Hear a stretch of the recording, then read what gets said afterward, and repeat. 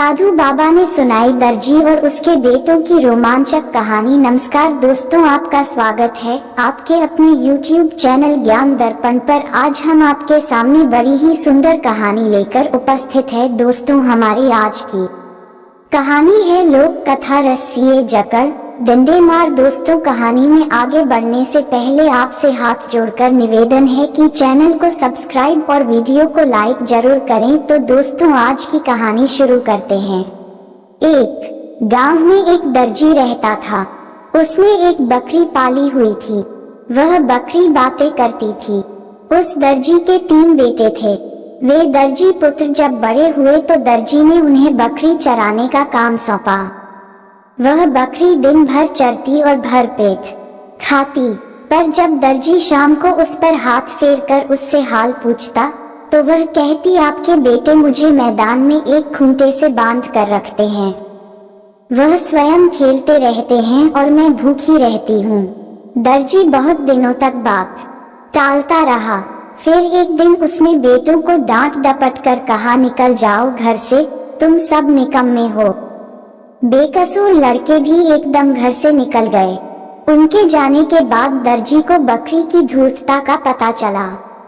वह अब अपनी गलती पर पछताने लगा और बेटों के घर लौट आने की राह देखता रहा। दर्जी के तीनों पुत्रों को घर से दूर एक दूसरे से अलग अलग नौकरी मिल गई। उनके मालिक उनके काम से खुश हुए।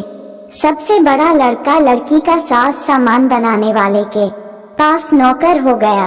दूसरा उसी नगर में एक पंचक्की पर नौकर हो गया और तीसरा एक दुकानदार के यहाँ। दोनों बड़े भाइयों को पिता की याद सता रही थी।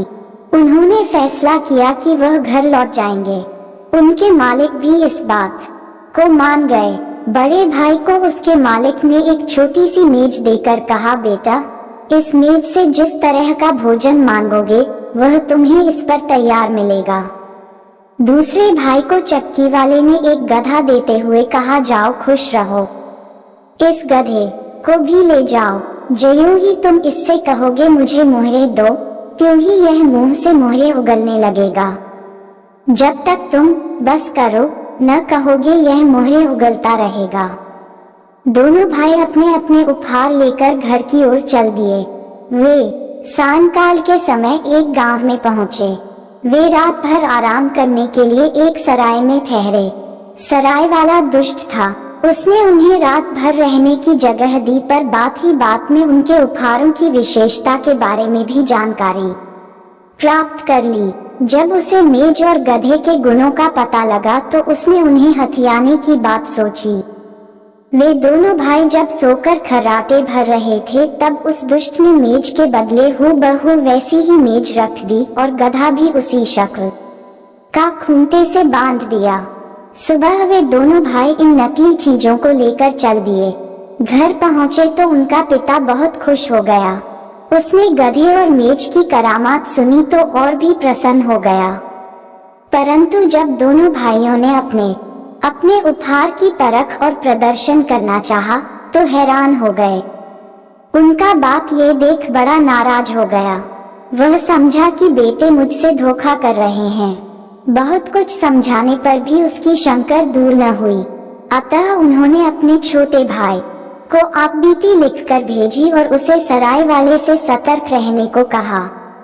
इसी के साथ उसे ये भी बताया कि अगर संभव हो तो वह उससे चुराई हुई चीजें भी प्राप्त करने की कोशिश करें। पत्र पाकर तीसरे भाई ने भी स्वामी से घर लौट जाने की स्वीकृति ली तो उसे उपहार में एक थैला देते हुए मालिक ने कहा, ये थैला लो। इसका गुण ये है कि जब कभी तुमको सहायता की जरूरत पड़े तो इसे यूं कहो, रस्सिए जकड़ और डंडे मार। तुम्हारे कहने के साथ ही इसमें से एक रस्सी निकलेगी और तुम्हारे शत्रु को जकड़ लेगी। साथ ही इसमें से एक डंडा निकल आएगा जो उसकी खोपड़ी पर चोट करने लगेगा। खैर, ये दर्जी पुत्र भी घर की ओर चल दिया। वह रात को उसी सराय में रुका। जब वह सोने लगा तो उस थैले को अपने तकिए के नीचे यूं रखा जिससे सराय वाले को शंका हुई कि इसमें माल भरा है। आधी रात को सराय वाला थैले का धन चुराने के इरादे से आया। दर्जी पुत्र इसी ताक में आंखें बंद किए हुए लेटा हुआ था। ज्यों ही उसने सिरहाने के नीचे से थैला निकाला त्यों ही वह बोला, रस्सिये जकड़ और डंडे मार। कहने की देर थी कि थैले में से सचमुच ही एक रस्सी निकली जिसने सराय वाले को जकड़ लिया। साथ ही एक डंडा भी उछल उछल कर उसकी खोपड़ी पर पटाख पटाख करता हुआ बरसने लगा। सराय वाला रोने धोने और चिल्लाने लगा, भाई माफ करो, माफ करो, हाय मरा मरा।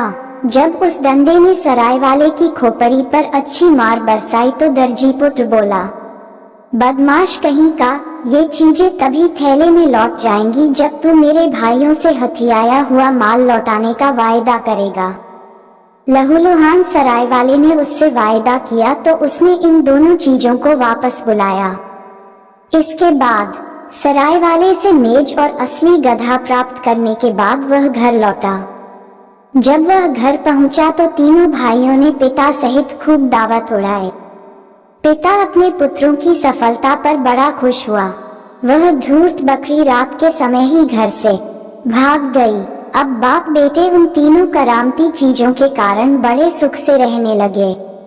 दोस्तों, आज की कहानी आपको कैसी लगी कमेंट बॉक्स में जरूर बताइएगा। साथ हमारे चैनल ज्ञान दर्पण पर हमसे नए जुड़ रहे हैं तो चैनल को सब्सक्राइब और वीडियो को लाइक जरूर कीजिएगा। तो मिलते हैं अगली एक सुंदर सी कहानी के साथ, तब तक के लिए धन्यवाद।